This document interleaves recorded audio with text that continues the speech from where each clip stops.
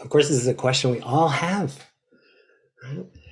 Every single time we step up to the bell or the mic, we're going to feel some version of imposter syndrome, social anxiety,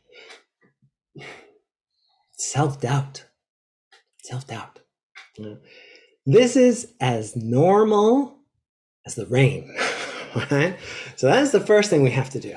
Right? We have to not fire the second arrow and make that situation of anxiety or self-doubt worse by agreeing with it, right? Because then we spiral, right? And we start telling ourselves the story like, oh, I really don't know what I'm doing.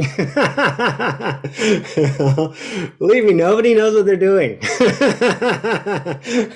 I have a handful of notes here, and I'm kind of using them. Nobody knows what they're doing. I've been doing this for 20 years. Right? But easier said than done, right? To get to this place. And so I hold on to a practice from His Holiness, the Dalai Lama. This was in his book, The Art of Happiness. And it was just a little practice about social anxiety. But the response he offers is so deep that it's applicable to facilitation, it's applicable to everything. And so the Dalai Lama recommended, if you're walking into a party and about to facilitate, and you start to feel some anxiety or insecurity, he said, and this is a quote, get in touch with sincere and primarily selfless motivation. I'll say that again. Sincere and primarily selfless motivation. All right, so let's unpack that. Sincerity or sincere is actually one of my favorite words in the English language, right? It comes from the Latin sinecere, to be without wax. And so back in ancient Roman times, you've all seen pictures of like a large outdoor amphitheater where a play might take place, but the person at the back of the audience could be very far away, or I could be 100 yards away from the stage.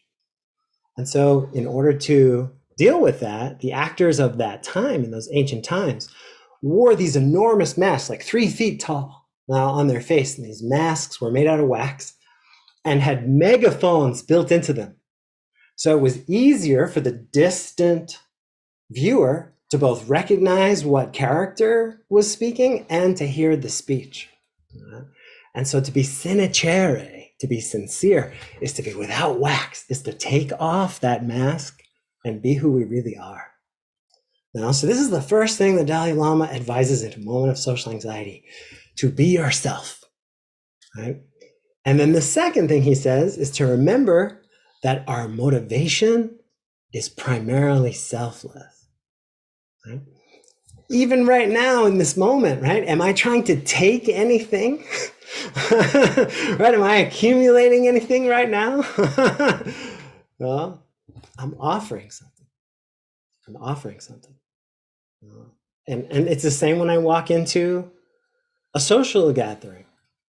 I'm not there to take something. I'm there to offer the gift of my sincere presence. And so if I catch myself judging my practice, like, oh, my practice is good enough or not good enough, skillful enough or not skillful enough, long-standing enough or not, right? All these things, all these metrics. The first thing I can do is remind myself that none of that matters, that I'm just offering the gift of my practice. And if there's some flaw or weakness in my practice, if I have clearly misunderstood something, well, how wonderful, right?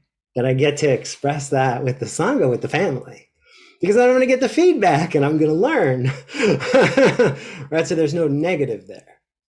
There's no downside to it.